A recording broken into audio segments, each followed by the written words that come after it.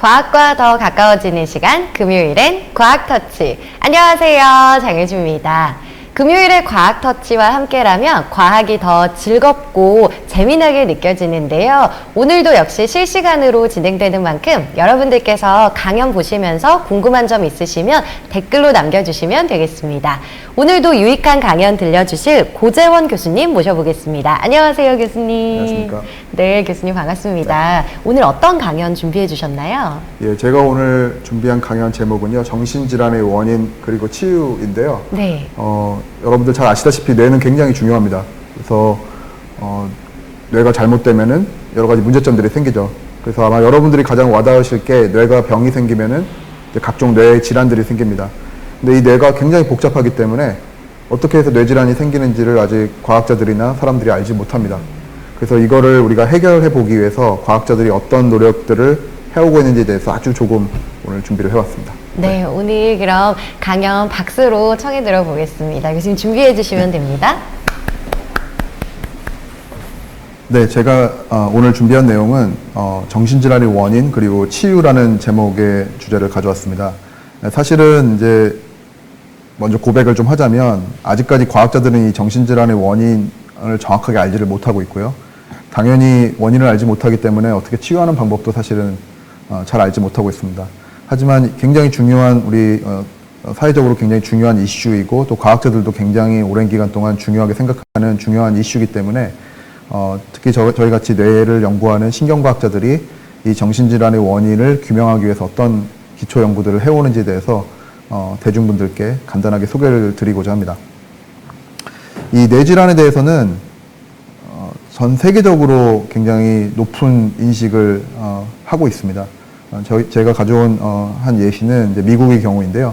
미국의 주요 이런 잡지에서도 이 헤드라인으로 나올 정도로 주요 뇌 정신질환에 대해서 이제 보도를 쭉 오랜 기간 동안 해왔고요. 특히 이렇게 된 배경에는 이제 미국과 같이 비교적 선진 국가에서는 굉장히 많은 사회적 비용을 여기에 투자를 해서 이런 뇌정신질환에 대한 여러 가지 연구비를 투자를 하고 있습니다. 근데 사실은 이게 최근에서야 관심이 있었던 건 아니고요. 굉장히 오랜 우리 그 인류의 역사 기간 동안에 이 뇌정신질환에 대한 인식은 쭉 있어 왔습니다. 멀리 갈 것도 없이 우리가 흔히 볼 수 있는 여러 가지 예술 작품에서도 이런 뇌정신질환의 여러 면면들을 살펴볼 수가 있는데요.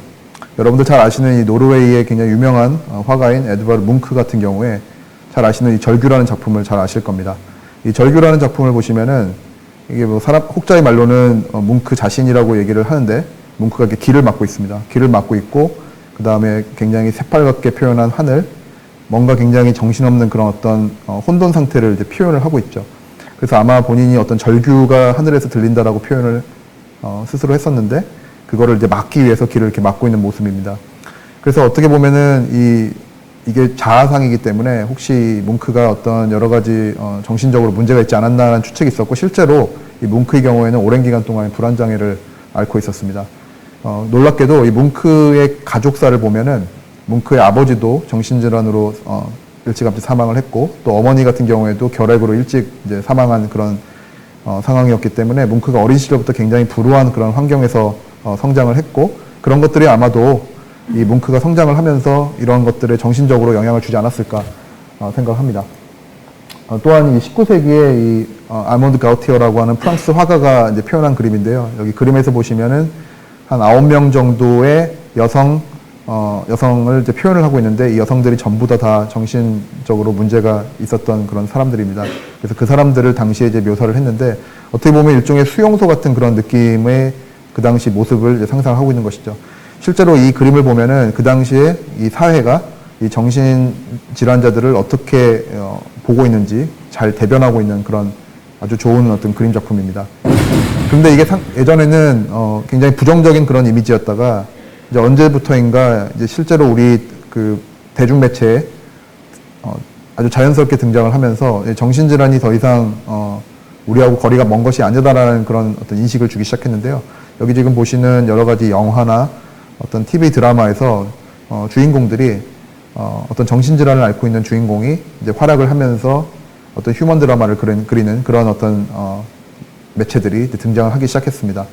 지금 여기 보고 계시는 이 세 편의 작품에서는 주인공이 공통적으로 이 자폐증을 앓고 있는데, 특히 이 레인맨에 있는 이 주인공 같은 경우에는 서번트라 그래가지고 어떤 특정 인지 능력이 굉장히 우수한 그런 어떤 자폐 환자를 이제 표현을 하고 있었던 것입니다. 그래서 실제로 이 사회적으로 우리가 이 사람들이 정상적인, 비교적 정상적이라고 우리가 판단하는 사람들하고 어떻게 상호작용하는지, 그 다음에 상호작용에 어떤 문제가 있고 어떤 특성이 있는지, 이런 것들을 비교적 되게 잘 기술한 그런 어떤 작품들이라고 볼 수가 있습니다. 정신질환에 대해서 좀 더 말씀을 드리기 전에 여러 가지 이제 기본적인 좀 용어를 설명을 드리면은, 평생 유병률이라고 하는 그런 용어가 있습니다. 평생 유병률이라는 거는 사람이 태어나서 죽을 때까지 단 한 번이라도 이 뇌정신질환을 경험한 그런 비율을 의미를 하는 것인데요. 지금 보고 계시는 이 통계 자료는 2017년도 보건복지부에서 이제 추출한 그런 자료입니다. 여기를 보시면은 굉장히 놀랍게도 성인 4명 가운데 1명꼴로 이 정신질환을 경험할 수 있다고 합니다. 그러니까 만약에 우리가 한 방에 한 100명 정도 사람이 있다고 하면 그 중에 25명 이상이 적어도 한 번 이상은 이 정신질환을 앓을 수 있다는 것이죠. 이 정신질환의 경우에는 보고 계시지만 여러 가지 문제점들이 있습니다. 가장 심각한 문제는 이 자살 충동을 굉장히 높게 일으킨다는 것입니다. 실제로 정신질환 관련 지표가 높은 국가일수록 자살률이 굉장히 높습니다. 현재 이 자살률 같은 경우에는 미국의 경우에는 심장병이라던가 백혈병, 그 다음에 여러 가지 질환들을 제치고 가장 사람이 죽을 수 있는 원인 1위로 이제 뽑히고 있습니다. 그만큼 이게 굉장히 심각하고요. 그 외에도 최근에 굉장히 급증하고 있는 것이 예를 들어서 인터넷 중독 같은 것입니다. 그래서 인터넷 중독도 지금은 공식적으로 우리가 정신질환으로 분류가 되어 있습니다. 실질적으로 이 정신질환자들의 숫자가 이제 늘어나면서 이제 사회적으로도 굉장히 큰 이제 문제가 있습니다. 이 지표를 보시면은 이건 이제 대검찰청에서 수집한 자료인데, 2006년도에 비해서 지난 10년간 이 전체적으로 이 범죄자 숫자 중에서 특히 정신질환을 앓고 있는 범죄자 숫자가 특히 한 50% 정도 이상인 것이죠. 특히 강력범죄 같은 경우에는 보통 일반 범죄의 한 10배 가까이 된다고 합니다. 그래서 이게 이 사회적으로도 굉장히 큰 비용을 지금 소모하고 있는 그런 상황입니다. 아마 여러분들이 잘 아시는 뉴스일 수도 있는데, 한 5년 전에 실제로 서울 강남역에서 있었던 굉장히 심각한 범죄였죠. 그래서 이제 피의자 김 씨가 실제로 나중에 검거가 됐는데, 이 피해자 김 씨가 실제로는 이 조현병이라고 하는 정신질환을 앓고 있는 환자임이 나중에 드러났습니다. 그래서 실제로 이 피의자를 심리 분석을 해보니까 이런 식으로 굉장히 혼자만의 어떤 환청, 환각 이런 상태에 빠지게 돼서 불특정 여성들을 타겟해가지고 이제 살해하는 그런 아주 끔찍한 범죄가 이제 실제로 벌어졌죠. 이 조현병을 지금 말씀을 드렸는데, 사실 예전에는 이 조현병을 정신분열증이라고 했습니다. 정신분열증이라고 했는데, 이제 몇 년 전부터 이 조현병이라는 용어로 정리가 되고, 이게 실제로는 굉장히 현재 대한민국에서도 굉장히 중요한 어떤 주요 뇌정신 질환 중에 하나로 많은 환자들이 실제로 존재하는 것이 사실입니다. 그러면 아마 여러분들이 얼마나 이 많은 뇌정신 질환이 있는가라는 궁금증이 있으실 텐데요. 실제로 이 정신의학자들이 학문적으로 이 다양한 정신질환들을 진단하고 분류를 할 수 있는 그런 가이드북들을 오랜 시간 동안 제작을 해왔습니다. 현재는 그 버전 5까지 현재 지금 나와 있는 상태고요. 여기 지금 보시는 DSM-5라고 하는 책이 그것입니다. DSM-5는 여기 나와 있는 이 복잡한 영어의 약자인데요. 간단하게는 정신질환 진단 및 통계 편람이라고 부릅니다. 2013년도 5월에 버전 5가 나왔고, 보통 한 10년에서 15년 정도 기간을 두고 버전이 업데이트가 되고 있습니다. 근데 굉장히 놀랍게도 여기 안에 한 400개에서 500개 정도의 정신질환들이 분류가 되어 있습니다. 실제 여러분들이 아마 생각을 해보시면 얼마나 이 정신질환 숫자가 많은지를 생각을 해보실 수 있는데, 제가 얼핏 생각해봐도 한 20개, 30개 정도밖에 저는 생각이 안 나겠는데, 여기 책을 보면은 이런 것도 정신질환에 해당이 되는구나라고 아마 생각될 정도로 굉장히 세밀하게 분류가 되어 있습니다. 여러분들이 한 가지 이제 생각을 하셔야 되는 거는, 이 DSM-5가 비교적 주관적인 기준들이 많이 들어가 있기 때문에 아주 정확한 어떤 진단 기준이라고 보기는 어렵습니다. 하지만 비교적 임상의가 환자들을 봤을 때 정확하게 진단을 하는데 굉장히 도움이 되는 그런 가이드임에는 분명합니다. 정신질환에 대해서 조금 더 설명을 드리면은 굉장히 흔합니다. 지금은 한 인구의 한 20% 정도 해당된다고 아마 생각을 하고 있습니다. 물론 이제 각 정신질환 목록마다 조금씩 이 비율은 다를 수 있지만 대략적으로 한 20%. 더 끔찍한 거는 그 중에서도 20% 정도는 이 장애를 안고 살아갑니다. 나중에 치유가 된다고 어느 정도 그 회복이 된다고 하더라도 이 장애가 있을 가능성이 굉장히 높습니다. 그리고 많은 경우에 뇌정신질환의 경우에는 우리가 사람이 살아가면서 굉장히 초기에 발병을 합니다. 이 자폐 같은 경우에는 만약에 적절하게 진단이 된다면 생후 3년 미만으로 거의 90% 이상의 정확도로 진단이 가능합니다. 그 다음에 가장 큰 문제는 이 만성적이라는 것입니다. 한번 앓으면은 굉장히 오랜 기간 동안에 간다는 것이죠.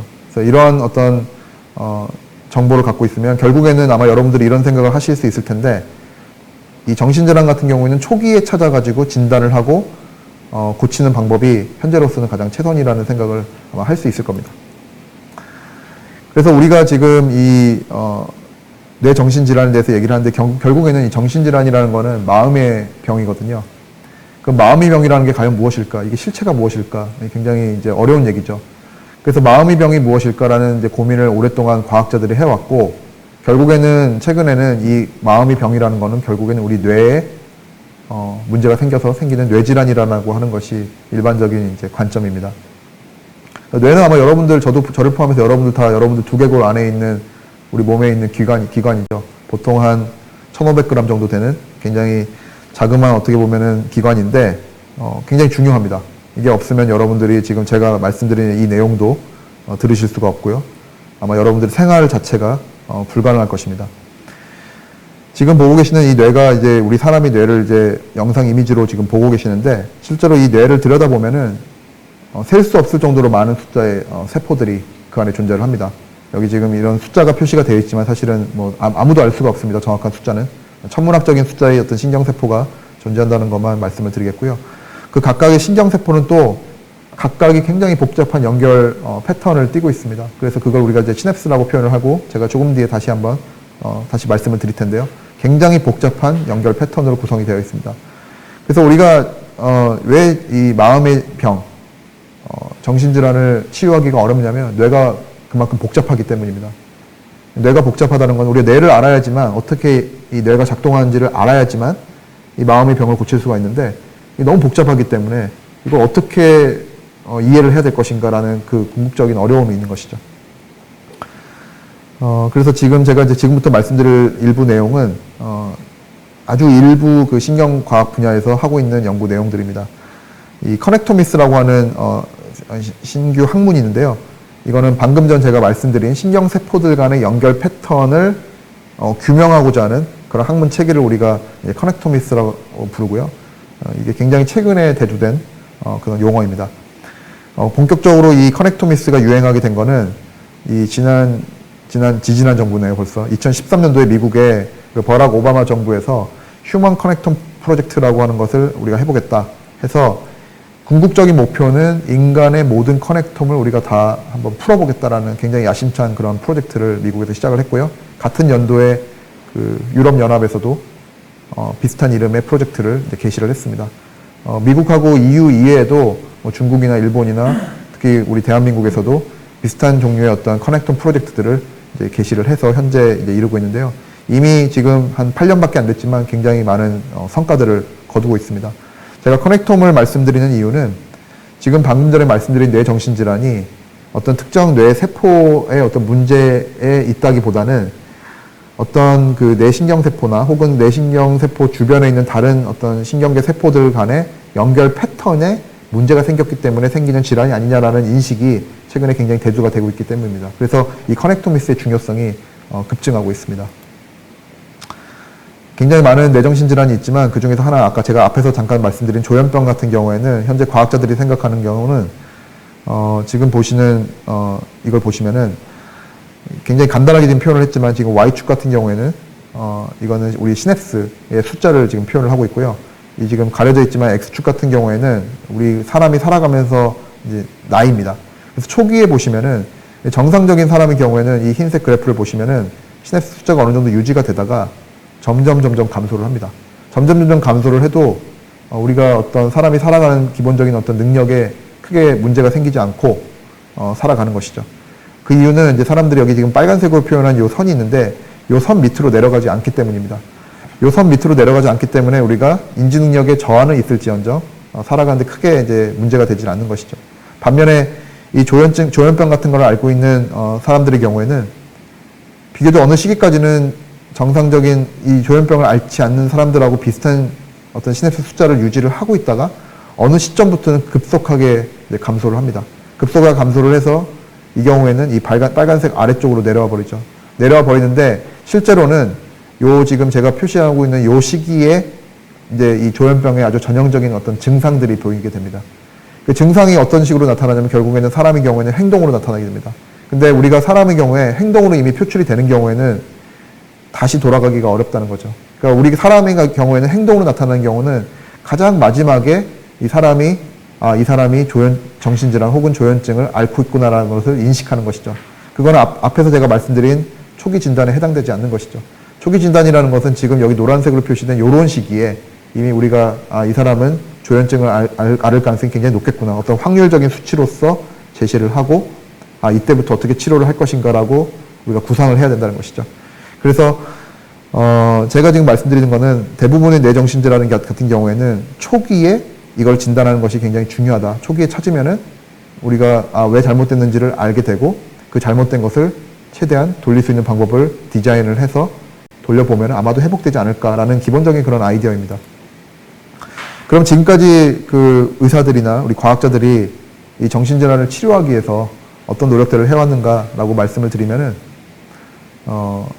많은 경우에 이 약물과 상담 치료를 합니다. 그래서 만약에 정신질환의 어떤 징조가 있으면은 우리가 보통 병원에 정신과를 방문을 하고 전문의의 진단을 받죠. 전문의 진단을 받으면 전문의가 이제 필요한 경우에는 앞서 제가 소개드렸던 DSM-5라고 하는 매뉴얼을 보고 이 환자가 어떤 정신질환을 앓고 있는지를 이제 진단을 합니다. 굉장히 정확한 확률로 진단을 보통 할 수 있습니다. 그러면 이제 어떻게 치료를 해야 될 것인가? 진단은 정확하게 했는데 이미 그 경우에 만약에 아까 제가 보여드린 것처럼 어느 시기가 넘어버리면은 이걸 어떻게 치료할 것인가 이것이죠. 지금까지 몇몇 약물들이 나와 있습니다. 나와 있는데 그 약물들이 특정 뇌질환에 특화된 것이 아닙니다. 굉장히 절망스럽죠. 그렇지만 어느 정도 효과가 있기 때문에 임상의사들이 그걸 사용을 하고 있습니다. 그래서 예를 들어서 우울증 같은 경우에는 우리가 많이 쓰는 약물이 있고요. 그 다음에 자폐 같은 경우에도 지금 현재 FDA에서 승인한 약물은 크게 두 가지 정도 있지만 어느 정도 효과를 보고 있습니다. 근데 문제는 뭐냐면 완치가 되기가 불가능하고요. 또 정신질환의 여러 가지 증상들이 있지만 그 모든 증상을 다 회복시키지는 못합니다. 많은 경우에는 이제 상담치료가 있습니다. 상담치료 같은 경우에는 정신과 전문의가 이 정신질환자들의 어떤 고통이나 생활 같은 거를 들어주고 거기에 대해서 적절하게 이제 반응을 해주고 자문을 해주고 그런 식의 어떤 치료가 병행이 되는 것이 현재 우리 현황입니다. 그러니까 실제로는 제가 앞서서 말씀드렸던 치유라고 하는 단어는 사실은 쓰기가 어렵죠. 그래서 저희 같은 이제 임상의가 아닌 이제 기초과학자들 같은 경우에는 어떤 연구들을 하고 있냐면은 이 정신질환이라는 게 결국에는 어떻게 생기는 것인가, 이 정신질환의 자체에 대해서 이제 집중을 한번 해보는 것이죠. 굉장히 놀랍게도 이 정신질환 같은 경우는 유전적 요인이 있습니다. 이걸 과학자들이 어떻게 알게 됐냐면은 실제로 1난선 쌍둥이하고 2난선 쌍둥이, 그 다음에 보통 이런 어떤 유전적 관계가 없는 그런 환자군들을 확보를 한 다음에 실제로 유전자 검사를 해봤습니다. 유전자 검사를 해보면 당연히 1난선 쌍둥이는 100% 똑같죠. 2난선 쌍둥이는 50% 똑같죠. 100% 똑같죠. 여기도 100% 똑같은데, 근데 기본적으로 얘네는 약간이 다르죠. 일반인들은 유전자의 목록은 똑같지만 시퀀스는 조금씩 다르죠. 그리고 당연히 자라온 환경이 다르기 때문에 환경 요소도 다를 겁니다. 실제로 보면은 1난선 쌍둥이 같은 경우에는 1난선 쌍둥이 중에 한쪽이 정신질환을 만약에 앓을 경우에는 다른 쪽 1난선 쌍둥이는 90% 이상 정신질환을 앓게 됩니다. 굉장히 좀 극단적인 예인데 1난선 쌍둥이가 태어난 다음에 어렸을 때 한쪽 1난선 쌍둥이를 외국으로 만약에 입양을 시킨 경우에 이 두 1난선 쌍둥이는 살아서 한 번도 본 적이 없겠지만 궁극적으로는 한 1난선 쌍둥이가 정신질환을 앓을 경우에 다른 쪽 1난선 쌍둥이도 90%의 확률로 생긴다는 것이죠. 이 얘기는 확실히 어떤 유전적인 어떤 요소가 존재한다는 것을 이제 얘기를 하는 것이고요. 근데 제가 지금 말씀드린 게 100%가 아니고 90%라고 말씀드렸는데 유전자가 모든 걸 다 설명할 수 있는 건 아니라는 거죠. 당연히 환경적인 요소가 있습니다. 그래서 어떤 경우에는 유전적으로 정신질환을 앓을 확률이 굉장히 높음에도 불구하고 그런 환경 같은 것들이 잘 제어가 돼서 이 정신질환이 표출이 안 되는 경우도 존재를 합니다. 그래서 지금 과학자들은 이 유전 요소와 이 환경 요소가 어떻게 서로 상호작용해서 이 정신질환을 유발을 하는 것인가 이런 것들을 이제 과학자들이 연구를 하고 있습니다. 저희 같은 사람들은 이 환경 요소 같은 경우에는 너무 변수가 많기 때문에 연구하기가 굉장히 어렵습니다. 그래서 보통은 이 정신질환을 유발하는 이 유전자들을 찾고 그 유전자들이 어떤 기능을 하는지를 연구하는 그런 연구들을 수행을 하고 있습니다. 이에 더해서 이제 제가 오늘 이제 말씀드릴 텐데 아까 제가 연결 패턴이라는 말씀을 여러 번 드렸습니다. 이 신경계의 연결 패턴은 신경계에 있는 세포들이 다양한 형태로 다른 신경세포들하고 서로 소통하는 그런 방법인데요. 그래서 우리가 그 각각 소통하는 그 창구를 이제 전문적인 용어로 이제 시냅스라고 하는 어떤 특정한 어떤 창구가 있습니다. 그 창구를 통해서 어떤 신경세포가 그 주변에 있는 다른 수많은 신경세포들하고 서로 간에 연락을 주고받고 메시지를 듣고 또 전달을 하고 이런 역할들을 수행을 합니다. 이 시냅스들이 어떤 그룹들이 모이면은 우리가 신경 네트워크, 신경 회로 이런 단어로 표현을 하는데 실제로 이 정신질환 같은 경우에는 이 신경 회로가 문제가 생겼을 때 생기는 질환이 아닐까라고 많은 과학자들이 예측하고 있습니다. 그래서 시냅스 같은 경우에는 지금 이 그림을 보시면은 사실은 실제로 우리 뇌에는 이렇게 시냅스가 생기지 않았습니다. 훨씬 더 우리는 아까 제가 말씀드렸다시피 엄청나게 많은 종류의 세포들이 우리 조그마한 뇌 안에 들어가 있기 때문에 아주 빡빡한 종류의 신경세포들이 패킹이 되어 있고 그 안에 이런 복잡한 연결 패턴들이 있지만 자세히 들여다보면은 하나의 시냅스 안에는 지금 이런 식으로 이 신경세포와 이 신경세포가 서로 간에 대화를 하고 있고 그 대화를 하는 수단은 여기 지금 노란 물방울로 표시가 되어 있는 신경 전달 물질이라고 하는 이 물질을 통해서 이제 서로 간에 이제 대화를 하는 것입니다. 실제로 여러분들이 신경세포가 어떻게 생겼는지를 우리가 여러 가지 과학적인 방법을 이용을 해가지고 살펴보면은 여기 지금 왼쪽에 있는 그림처럼 이제 보입니다.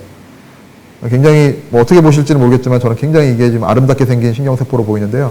이 신경세포의 이 부분을 조금 더 자세히 들여다보면은 제가 지금 여기 하얀색 동그라미로 표시한 약간 돌출 구조로 지금 이루어져 있다는 것을 여러분들이 보실 수가 있습니다. 이 하나의 신경세포에, 물론 이게 일반화시킬 수는 없지만, 이 하나의 신경세포에 이런 종류의 이 돌출구가 굉장히 많습니다. 이 돌출구를 통해서 다른 여기 지금 보이지 않는 다른 신경세포들이 이 돌출구를 통해서 이 신경세포에 메시지를 전달을 합니다. 근데 보통 어느 정도의 연결 패턴이 되어 있냐면 이 하나의 신경세포가 보통 한 10,000개에서 20,000개 정도의 다른 주변에 있는 신경세포들하고 서로 연결이 되어 있습니다. 근데 재미있는 건 뭐냐면 물리적으로 자기가 바로 옆에 있는 신경세포들하고 커뮤니케이션 하는 것이 아니라 아직 우리 과학자들이 이해하지 못하는 어떤 특정 규칙에 의해서 굉장히 특수한 어떤 그룹의 신경세포들하고만 이 신경세포가 이 커뮤니케이션을 합니다. 하나의 신경세포가 아까 제가 한 10,000개에서 20,000개라고 말씀을 드렸는데 이렇게 복잡한데 우리 신경계에는 한 10에 14승계 정도의 신경세포가 존재합니다. 그리고 신경세포는 다 이렇게 모양이 일정하게 똑같이 생기진 않았습니다. 기본적인 특성은 있지만 모양도 굉장히 다양하고 특성도 굉장히 다양합니다. 그래서 우리가 뇌가 어떻게 작동하는지 이해하는 것이 굉장히 어렵다는 것이 여기서 잘 드러나 있죠. 더 복잡한 거는 이 조그만 이 흰색 동그라미 안을 들여다보면은 여기 지금 보시면 여러 가지 이제 외계어 같이 써 있는 단어들이 보이실 텐데 이 하나하나가 이제 우리가 우리 생체 내에 굉장히 중요한 역할을 수행하는 단백질들입니다. 지금 여기 보고 계시는 것들이 우리 뇌에 존재하는 단백질들이고요. 일부의 경우에는 다른 기관에서는 존재하지 않고 오직 뇌에서만 그런 존재하는 그런 어떤 단백질들만 제가 지금 쭉 표시를 하고 있습니다. 그래서 보통 이 하나의 이 시냅스에는 한 2,000개까지의 단백질들로 구성이 되어 있습니다. 그럼 얼마나 이게 복잡한지 여러분들이 상상하실 수 있을 겁니다. 제가 앞서서 말씀드렸지만 뇌는 굉장히 중요합니다. 뇌의 가장 중요한 특징 하나를 만약에 꼽으라고 한다면은 아마 인지 능력이 아닐까 싶습니다. 인지 능력은 우리 자신이 자기 자신과 다른 사람을 구분할 수 있는 그런 능력을 말하는 건데요. 이게 없으면은 여러분들 아마 생활이 불가능할 거라고 봅니다. 이 인지 능력의 가장 중요한 게 이 뇌입니다. 그 외에도 여러 가지 기억이나 학습, 생각, 같은 굉장히 고등 기능들을 수행하는 것도 이 뇌가 있어야지 가능한 것이고요. 그 외에도 수면이라든가 운동, 여기 제가 점으로 표시했지만 거의 우리 사람이 수행하는 모든 종류의 어떤 활동에 이 뇌가 다 작동을 하고 있습니다. 그렇기 때문에 뇌가 문제가 있으면은 당연히 우리가 생활하는데 불가능할 것이죠. 근데 이 복잡한 이 뇌가 문제가 생기는 경우에는 아까 제가 앞서 드렸던 정신질환, 마음의 질환, 이 발병을 하게 되는 것이죠. 그럼 우리가 어떻게 이걸 이해해야 될 것인가? 제가 시냅스까지 말씀을 드렸지만 이걸 어떻게 이해해야 될 것인가? 이제 과학자들마다 여기서 이견이 아주 다양합니다. 근데 이제 제가 한 연구 접근법을 이제 소개를 드릴 텐데요. 여러분들이 오해하시면 안 되는 게 이 접근법이 우리가 뇌의 기능을 이해하는 유일한 방법이다. 이건 절대 아닙니다. 하지만 많은 과학자들이 이 방법을 신뢰를 하고 있고 이 방법을 통해서 현재 열심히 연구를 하고 있습니다. 그래서 이 기본적인 아이디어는 아마 여기서 가져온 것으로 저는 생각을 합니다. 우리가 여기 지금 왼쪽에 보시는 어떤 굉장히 팬시한 어떤 차종이 하나 지금 있는데요. 이 차가 어떻게 굴러갈 것인가 라고 만약에 여러분들한테 질문을 던진다면은 여러분들이 막 답을 하실 거예요. 아, 이거는 어떤 방식으로 차가 굴러간다. 아마 여기 10명, 100명의 사람이 있으면 아마 100가지 서로 다른 답이 나올 수도 있습니다. 굉장히 다양한 답들이 나올 수가 있는데요. 아마 저를 포함해서 많은 신경과학자들은 아마 이렇게 답을 할 수 있습니다.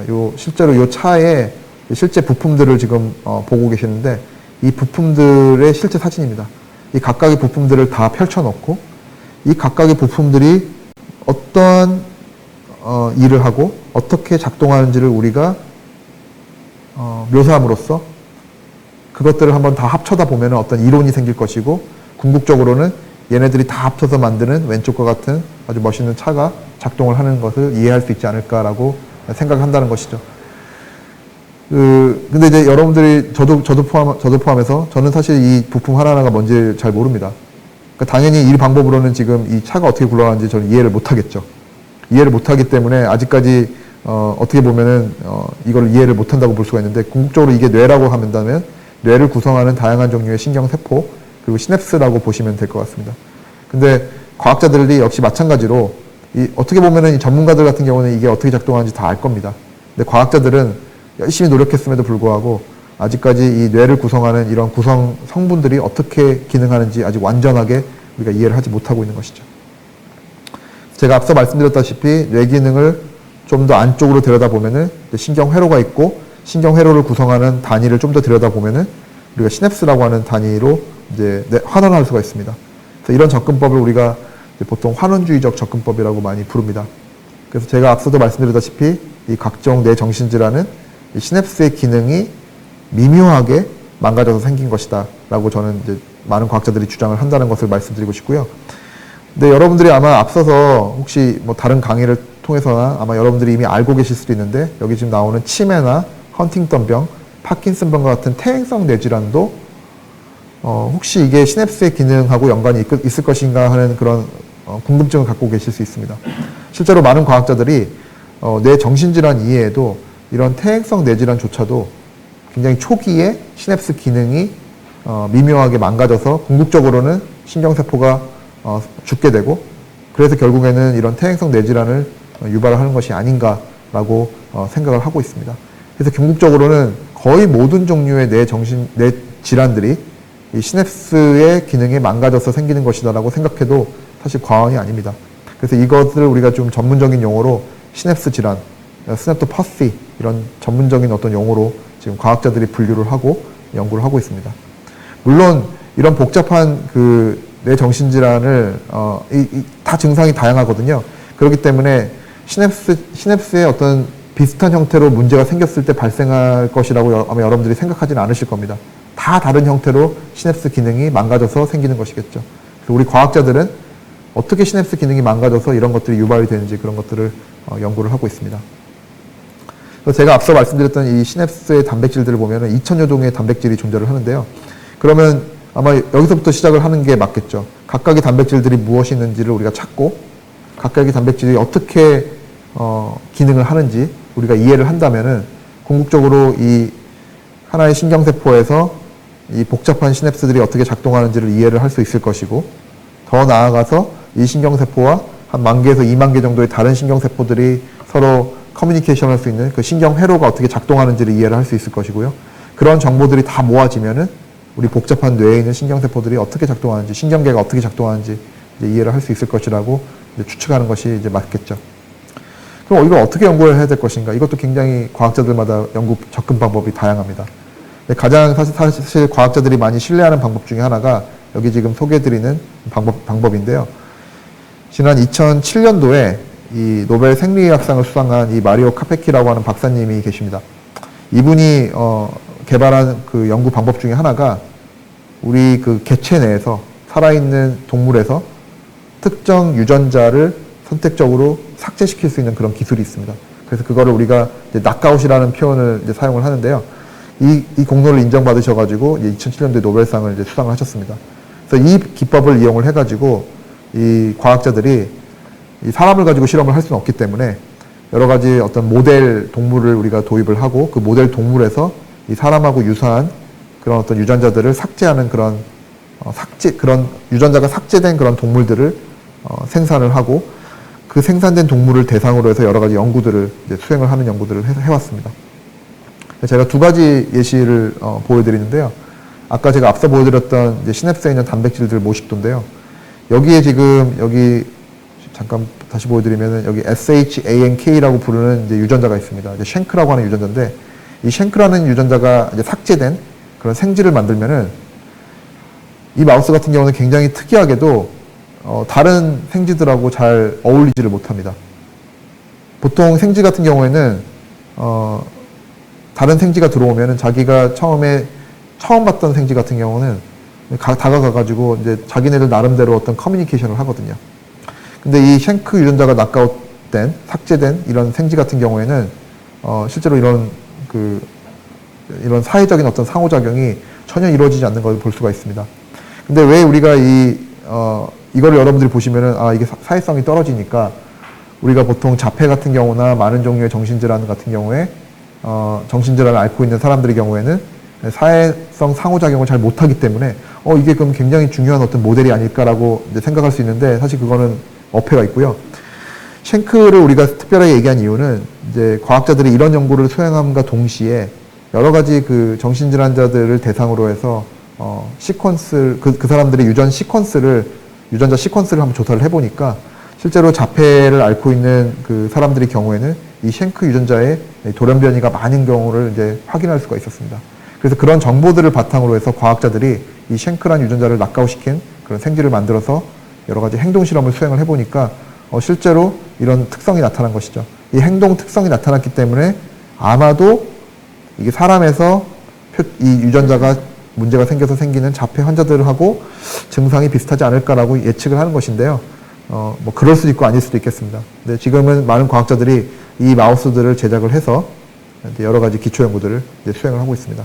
이 쉔크 유전자 위쪽에 보면은 GCAP이라고 불리는 유전자가 있는데요. 이 GCAP은 다른 이름으로 이 세펩3라고 불리는 유전자입니다.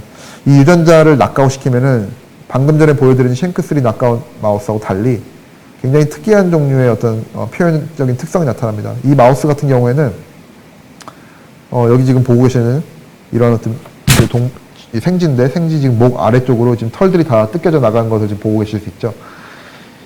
이거는 뭐냐면은 옆에 있는 다른 생쥐가 와서 물어 뜯은 게 아니고 자기가 계속해서 털을 뜯은 겁니다. 털을 뜯음으로써 어떻게 보면은 사람으로 치면은 이 강박증을 앓고 있는 사람들 같은 경우에는 자기가 자기 머리털을 막 뜯는 그런 행동들을 보이게 되거든요.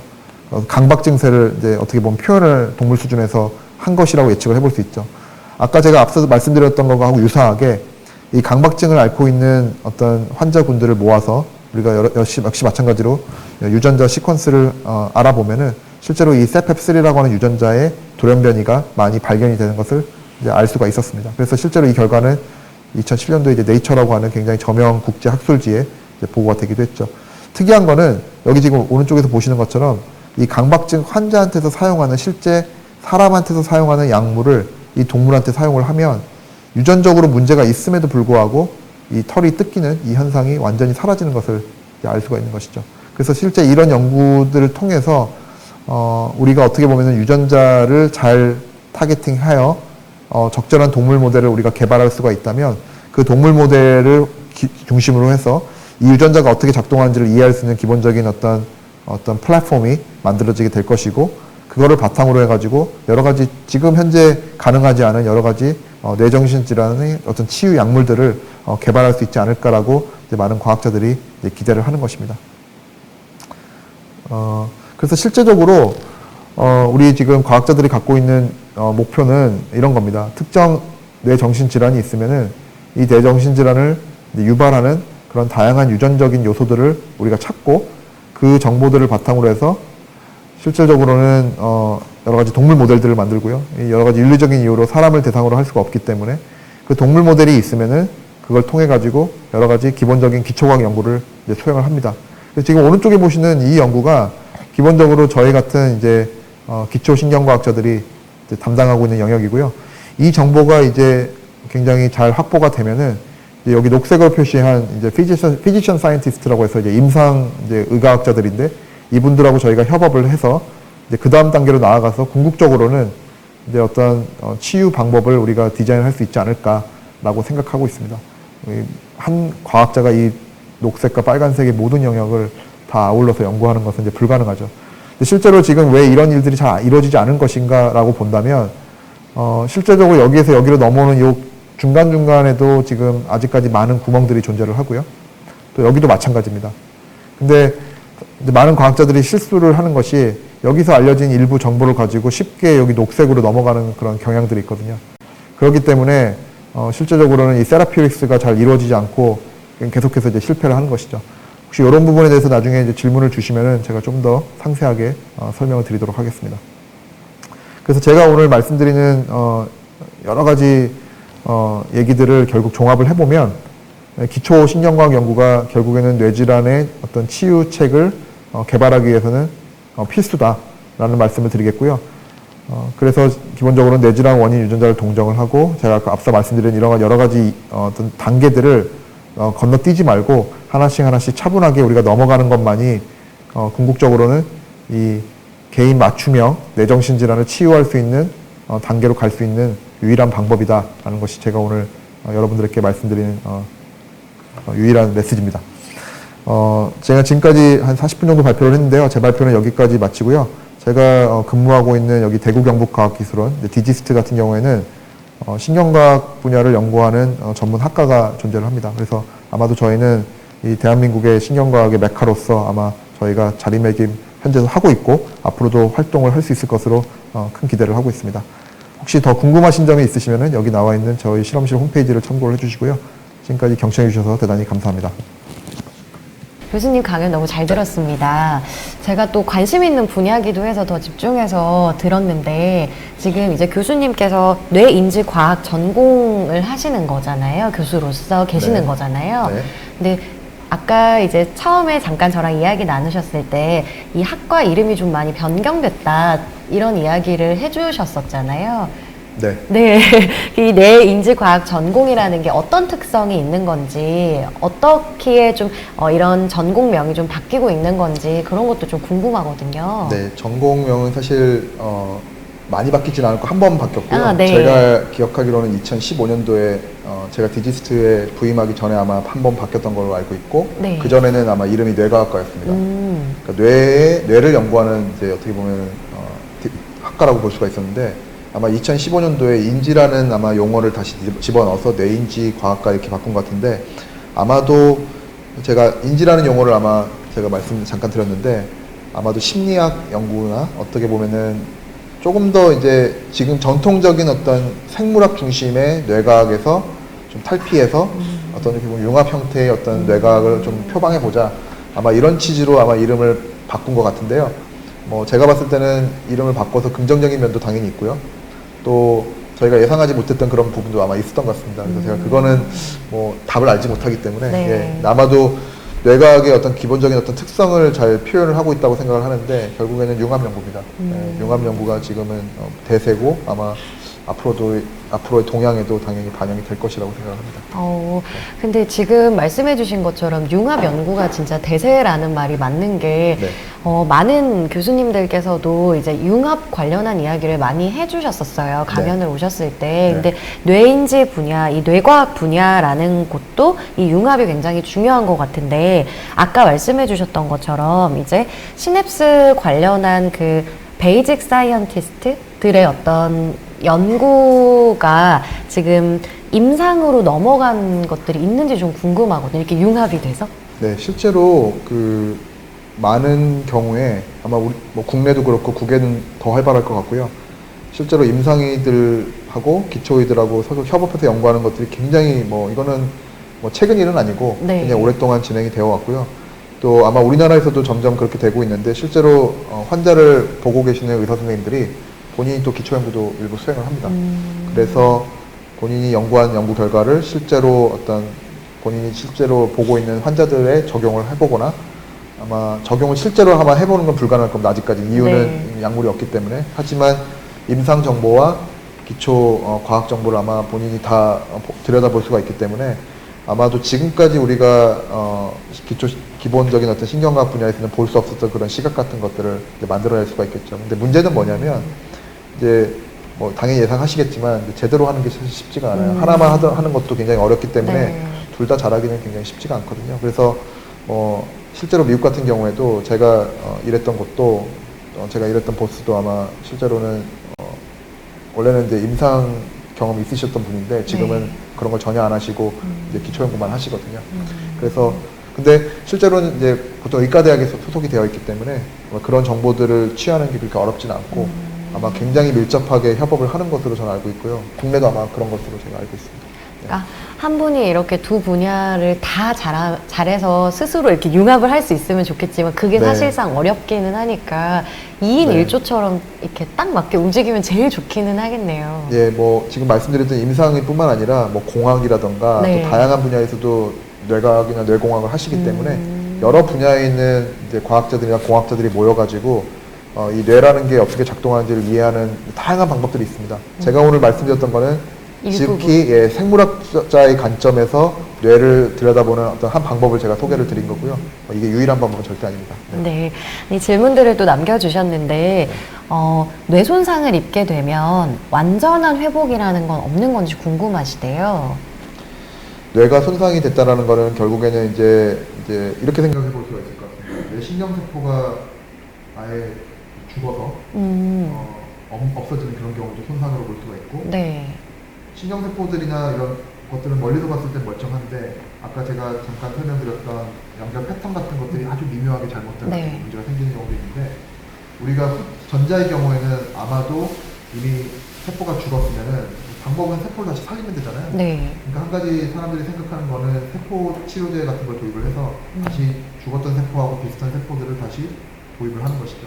일부 퇴행성 뇌질환 같은 경우에는 이런 것들에서 효과를 보는 경우가 있습니다. 하지만 이제 후자의 경우에는 아직까지도 이게 어떻게 연결 패턴에 문제가 생겨서 뇌질환이 생기는지를 사람들이 알지 못하기 때문에 접근을 하고 있지만 아직까지는 좀 전체적으로 프로그레스가 덜한 편이고요.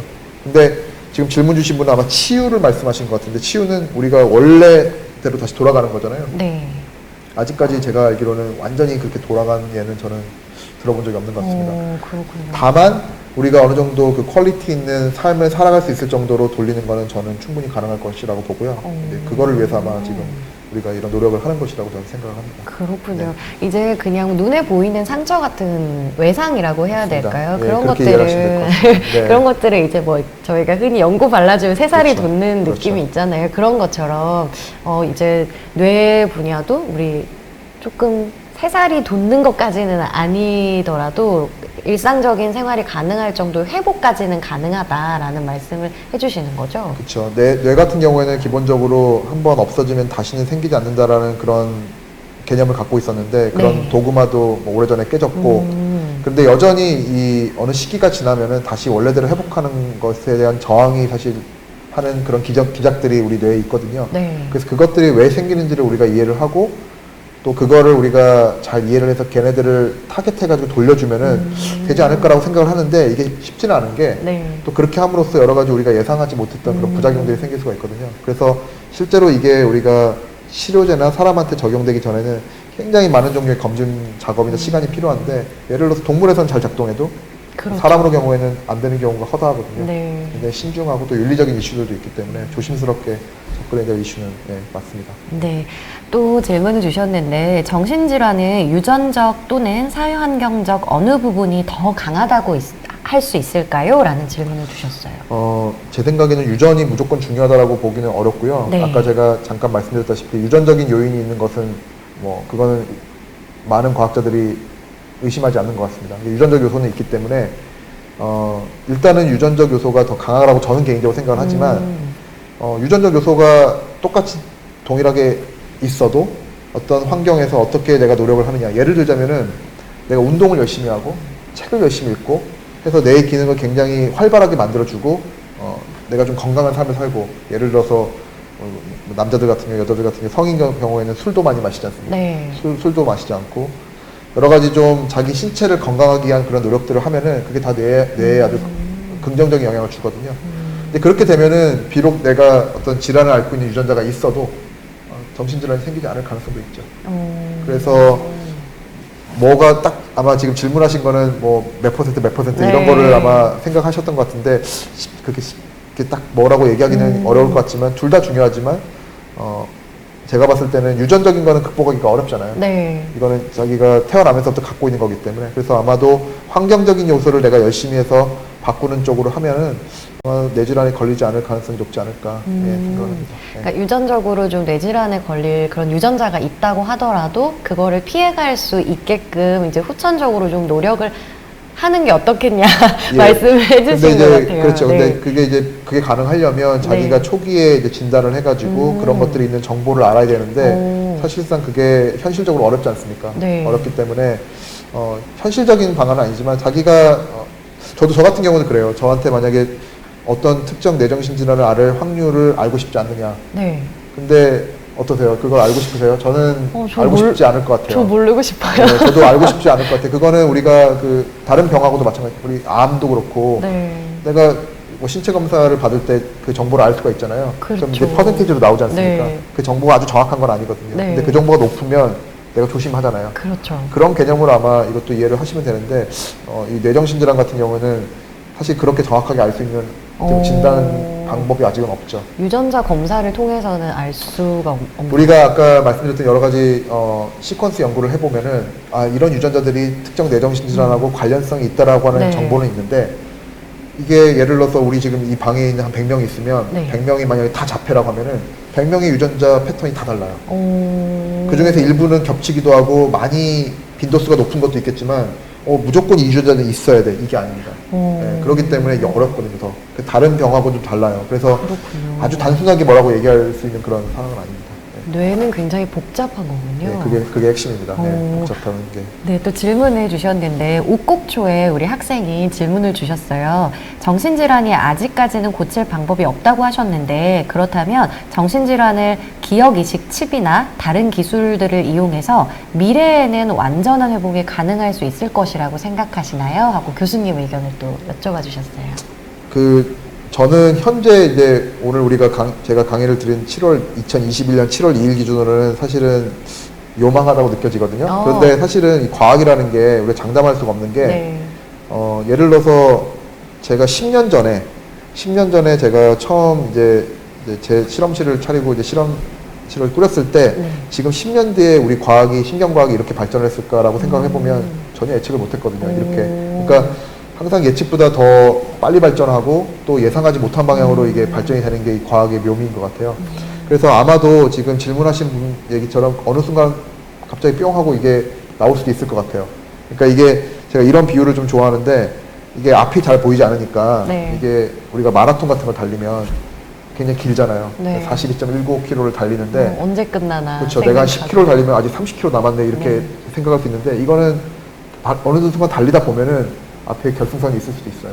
앞에 알 수도 없지만. 그래서 노력을 계속 해야 되고 근데 아까 지금 말씀하신 칩 같은 거는 그런 것들이 결국에는 정확하게 작동을 하려면 뇌가 어떻게 작동하는지 알아야지 가능할 것 같거든요. 근데 불행하게도 아직 우리가 앞에 쪽의 지식이 완벽하지가 않아요. 이게 완벽하지 않은데 들어가 보면은 결국은 운에 의존한다는 건데, 글쎄요. 운에 의존하기에는 너무나 많은 이 비용과 이런 투자가 있기 때문에 아마 이거는 잘 고민해야 될 부분일 것 같습니다. 뇌가 어떻게 작동하는지 완벽히 알아야지 이 모든 것들이 완벽하게 해결이 된다고 말씀을 해주시는 거잖아요. 궁극적으로 답은 그건데 사람들이 이렇게 기다리긴 어려우니까 네, 여러 가지 이제 방법들을 쓰는 그쵸. 것이죠. 네. 우주가, 이건 진짜 개인적인 엉뚱한 질문인데, 우리가 흔히 우주가 어떻게 생성됐나를 굉장히 연구를 또 많이 하잖아요. 그렇죠. 그게 정확하지 않잖아요. 또 그렇죠. 지금까지. 그러면 뇌에 관한 연구가 더 정확하게 된 게 빠를까요? 아니면 우주에 이 생기는 게 더 빠르게 나타날까요? 지금 그 질문하신 그 질문들이 실제로 혹시 아시는지 모르겠지만 그 2005년도에 네. 그 사이언스라고 하는 잡지가 있어요. 네. 되게 유명한 잡지잖아요. 그 사이언스 잡지에서 창간 이제 125주년이라고 해서 네. 앞으로 21세기에 우리 사람들이 꼭 풀어야 되는 과학 난제 네. 125개를 하는데 지금 말씀하신 그 두 개가 1등, 2등이에요. 정말요? 그러니까 그 얘기는 뭐냐면 모른다는 겁니다. 모른다는 거고 누가 더 빨리 끝날지 모른다는 거죠. 예, 전혀 알 수가 없고 근데 그만큼 중요하다고 사람들이 인식을 하고 네. 있는 거죠. 과학자들만 중요하다고 생각하는 것이 아니라 사람들이 다 중요하다고 생각하고 꼭 알고 싶고. 네. 근데 뭐 저는 이제 우주를 연구하는 사람은 아닙니다만 이제 각자의 위치에서 이런 것 같습니다. 우리가 우주가 어떻게 탄생하는지를 이해하는 게 나한테 중요한지, 내가 살아가면서 네. 정신질환을 이해하는 게 중요한지, 또 다른 이슈들이 또 있잖아요. 네, 그렇죠. 근데 저 같은 경우는 후자인 것 같아요. 왜냐면 우리도 정신질환 걸릴 수 있기 때문에 그렇죠. 더 와닿죠. 네. 저희 엉뚱한 이런 의문에 또 현답으로 답변을 해주셨습니다. 저희 질문 하나만 더 드릴 건데, 뇌질환 치료를 할 때 약물을 사용하는 방법을 들었는데, 어떻게 약물을 이용해서 뇌질환을 치료하는 건지 궁금하시대요. 아마 저도 임상의가 아니기 때문에 이게 제가 정확한 답변을 드리기는 어렵지만 제가 이제 알고 있는 범위 내에서 말씀을 드리면은 대부분의 뇌정신 질환의 어떤 치료 목적으로 쓰이는 약물들은 다 우연히 발견이 됐어요. 우연히 어떤 목적으로 사용이 됐다가 어떤 효과가 나오니까 그게 이제 임상의료사에서 확립이 되고 쓰는 경우가 많거든요. 예를 들어서 지금 우울증에 쓰는 어떤 특정 약물 같은 경우에도 그런 식으로 제가 발견이 된 것으로 알고 있는데 아직까지도 정확하게 그 약물이 어떻게 작동하는지는 대략은 알지만 이게 왜 이렇게 작동되는지를 사람들이 잘 몰라요. 그런데 이제 증상이 완화가 되는 효과는 분명히 있으니까 쓰는 거거든요. 근데 그게 완치가 안 되기 때문에 사람들이 만족을 못 하는 것이죠. 그리고 어느 정도 그 약물을 계속해서 사용을 하다 보면은 이제 부작용들이 생겨요. 이게 생기기 때문에 이제 완치는 지금까지 불가능한데, 그러니까 완치가 결국 되려면은 이 질환이 어떻게 생기는지 우리가 알아야지만 여기가 잘못됐네 해서 그걸 고칠 수가 있는데, 그렇죠. 지금은 그냥 두리뭉실하게 이해한 다음에 이렇게 해보니까 이렇게 겉으로 좀 회복이 되는 것 같으니까 얘를 써야겠다. 그러면은 궁극적으로 이게 회복이 안 되는 거죠. 그러니까 가장 큰 문제는 우리가 증상을 보고 병을 들어가 보면은 실패를 한다는 겁니다. 그러니까 실제로는 증상은 그 중에서 일부가 표출이 되는 거기 때문에 얘가 궁극적으로 어떻게 잘못되는지를 이해하는 거고, 그거는 제가 오늘 계속해서 말씀드린 기초 연구만이 아마 답이 아닐까 싶습니다. 마지막으로 굉장히 재밌기도 한 질문이 있어서 요거를 마지막 질문으로 드릴 텐데요. 치매 예방에 좋다고 고스톱을 치거나 두뇌 활동 게임 등을 하는데 그런 것들이 시냅스를 단련시킬 수 있는 건지 궁금하시대요. 아마도 저는 사실은 저는 할 줄 모르지만 저는 그런 거 있습니다. 그러니까 책을 많이 읽거나 그 다음에 글쓰기 같은 걸 많이 하거나 생각을 많이 하는 사람들이 뇌가 좀 나이가 들어서 노화가 진행이 돼도 뇌 기능이 퇴화가 안 되는 거는 이미 잘 알려져 있거든요. 그게 뭐냐면은 계속해서 뇌를 자극하기 때문에 그건 효과가 분명히 있습니다. 효과가 있기 때문에 지금 말씀드린 그런 것들이 만약에 그런 효과가 있다면 분명히 긍정적인 효과가 있을 테지만, 만약에 그거를 어떤 뭐 스마트폰이나 이런 걸 이용해서 하면 또 그거의 부정적인 것들하고 상쇄가 되기 때문에 제가 전문가는 아니지만 아마도 도움이 되겠다라고는 얘기는 못하겠지만 어떤 뇌를 끊임없이 자극하는 그런 방안이 만약에 있고 그게 본인한테 도움이 된다면은 도움이 될 거예요. 예를 들어서 이런 겁니다. 우리가 나이가 들면은 아마 저도 겪을 문제이기도 하지만 이제 사람이 말도 좀 어눌해지고 또 행동이 이렇게 빠릿빠릿하게 안 나타나는데 제가 굉장히 놀랍게도 계속해서 책을 좀 오랫동안 읽고 운동을 열심히 하는 사람들은 보면 연세가 좀 들어도 젊은 사람들하고 비교했을 때 별로 차이가 없는 걸 많이 봤어요. 그런 것 같아요. 그래서 아마도 제가 지금 주변에 있는 경험 뭐 얼마 안 되는 사례들이긴 하지만 아마도 분명 효과가 있지 않을까 싶습니다. 네. 그렇군요. 네. 어느 정도의 효과가 있다고 또 말씀을 해주셨으니까 네. 근데 우리 오곡조 친구가 또 질문을 해준 거거든요. 모바일로 하게 되면 아마 우리 엄마한테 혼날 것 같아요. 그러니까 우리 두뇌 활동, 뭐 게임이라든지 이런 것들을 직접 손으로 또 만져보는 게 뇌에 자극이 많이 되잖아요. 그렇게 또 하시면 좋을 것 같습니다. 저는 뭐 고스톱을 직접 쳐본 적이 없어서 네. 제가 뭐 도움이 된다고는 말씀 못 드리겠습니다. 네. 네, 너무 오늘 재밌는 질문들도 많이 주셔서 강연도 유익했고 댓글들도 굉장히 유익했던 것 같습니다. 오늘 강연해주신 우리 고정원 교수님께 다시 한번 박수 보내드리도록 네, 하겠습니다. 감사합니다. 네, 금요일의 과학터치 오늘은 여기까지입니다. 저희는 다음에 또 더 유익한 강연으로 찾아올 텐데요. 대구 경북 여성과학기술인회 홈페이지를 통해서 다음 강연 일정 확인하실 수가 있습니다. 여러분 금요일엔 과학과 더 가까워지세요.